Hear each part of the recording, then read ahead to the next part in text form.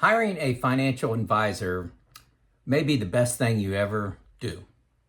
That could be a fee-only financial advisor, paying by the hour, assets under management. If you're not willing to spend a lot of time understanding the rules, understanding others' experiences with retirement, Social Security, Roth conversions, asset location, diversification. If you're not willing to get into that and make managing your money a part-time job, maybe you need to consider hiring a financial advisor. But, I have 6 things that a financial advisor can't tell you. All right, so let's get into it. No particular order. I've been working on this for about 3 weeks. Like I said before, I keep a list of potential ideas and then kind of let them cook a little bit and add a little bit to them over time. And I came up with 6 over the couple weeks, things a financial advisor cannot tell you. Number 1, firsthand experience for the journey up to retirement, in retirement, making that decision, and then after retirement. Financial advisors are working. They're managing money. They're managing money for others. They listen to what other people tell them, but they're not going on the journey themselves. It's kind of like a math exercise for them. Okay? They're great people. They know what they're doing. They listen to other people and they take stories from other people and transfer that information to you, but there's something lost in lack of experience actually going through it. So you just need to know that. They're good at managing money, but they're working. A lot of them have mortgages. A lot of them have car payments. They're not going through the experience themselves. So I think my advice to you is to make sure that you're getting information from professionals like on Social Security, investments, but make sure you're also getting real experiences from real people that are going through retirement. So you can do that by talking to friends or searching out YouTube channels like this one, where I'm just sharing my experience. That's number 1. Number 2, confidence to spend money. Folks, regardless if all the math makes perfect sense, you use the 4% rule and you're taking out 3%. When the market goes down 40%, it's an individual issue if you have confidence to spend. So you have to decide, regardless of all the advice, hey, you'll be fine, you'll be fine, you'll be fine. So many people, when the market goes down, transfer everything to bonds, transfer everything to a money market to ride it out. And that could be devastating to your portfolio. And sometimes, this category is confidence to spend. You dial in or down your spending to ride the storm out, and you're giving up on 2, 3, maybe even 4 years of your youth, your youngest, healthiest time in retirement. So confidence to spend is something you've got to get from other sources. I've talked a lot about confidence to spend. Go back a couple videos. I think I'll leave that at the end. I'll link my video on confidence to spend and what I do. And it's not going to be right for you, but it will give a real person going through the ups and downs how I do it. Number 3, I got to put this one on there. Relationship with your spouse. This is a big deal. If you're retiring and your spouse is retiring, you're both going to be spending a lot of time together. Don't think this is a small deal. Setting up ground rules. What is her vision of retirement? Where are you going to spend your time? What is your vision of retirement? What are you going to be doing together? What are you going to be doing together, separately? I didn't do a good job with this. This is why this one always makes my list of regrets, things I missed, things like that. So relationship with your spouse, your financial advisor is not going to help with that. And it's a big deal. A lot of divorce. I'd be misquoting. A lot of divorce, a shocking amount of divorce happens after people retire. So start working on that before you get out of the workplace. Number 4 thing that you're not going to get from your financial advisor, it's actually a starting point. They're going to try to figure out your risk profile.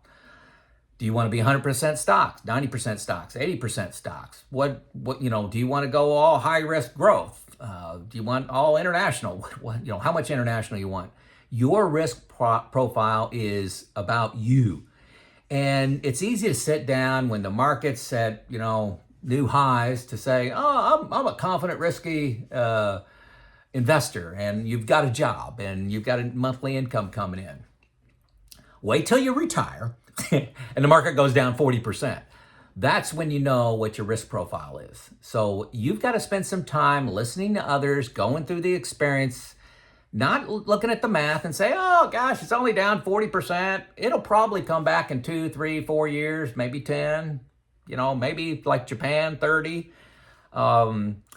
It's easy to look at the logic and the math and say, you're fine. Going through it, totally different experience. That's why people like me have buckets. I've got, years of expenses completely out of the market. I get years in bonds, really get me to Social Security. I've talked about that several times. I use buckets to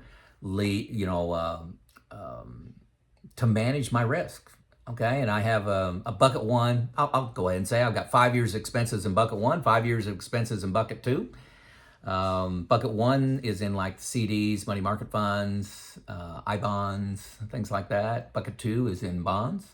And bucket 3 is in stocks. Probably 95% in stocks, maybe higher than that. And it's money I don't need for 10 years. Your risk profile is you, and it's an input to what your financial advisor is going to be talking about. So spend some time with real retirees figuring out your risk profile, and it's easy to be risky in good times. Number 5, what to retire to. What are you retiring to? Now, a financial advisor can say, hey, I got this guy that's an umpire. I got this guy that sold everything and bought an RV. I've got this couple that, they travel the world. I got this couple that started, their own small business in consulting or wine tasting. They bought a farm. There's all kinds of things. You have to decide what you're retiring to, and that may have income with it. That's a big deal, and that may have an expense to it. Say you like playing new golf courses, and you may spend $30,000 a year golfing. Well, make sure that's in your plan. So what you're retiring to is all about you. And your financial advisor can give you other experiences, but I recommend you read books, listen to other people that are retired, start a retirement group, talk to them, tell stories, what sounds attractive to you. And what's cool about retirement, really what I'm doing, I'm dabbling in a whole bunch of things. I'm doing very little of what I planned on retiring to 5 years in, 5 years in. Number 6, and this, may not technically belong on this list, but it's just a hot button with me. Because I hear it from a lot of financial advisors. They say, hey, what are you retiring to? You got 8 hours. You work an 8-hour job. You got 8 hours a day freed up. No, that's coming from a person that's not retired. 8 hours. Folks, what about getting ready to go to work, setting your alarm, getting ready to go to work, the commute to work, the commute home, how tired you are after you come home from work. You come home, you just kind of veg out. Maybe you're tired, maybe you're frustrated, maybe you're angry, and you just want to watch a couple sitcoms on TV. And then when you go out with your friends, you talk about work. You think about work on Sunday. You think about it in the evening, and something that good happened that day, bad happened that day. I'm telling you, pulling work out frees up, I would say, a minimum of 12 hours a day, more for me, closer to 14 hours a day freed up. I'm not tired in the evening. I'm not talking about work with people.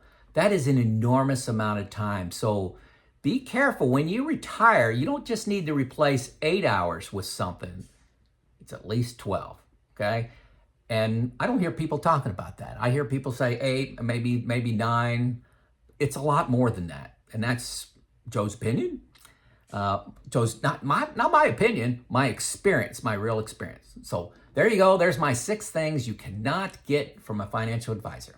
Did I miss something from you retirees? Let us know in the comments. If you're not reading the comments, you're making a big mistake. A lot of smart people, disagreeing with me, agreeing with me, and adding to what I have. So keep the discussion going. Read the comments. It's Joe out.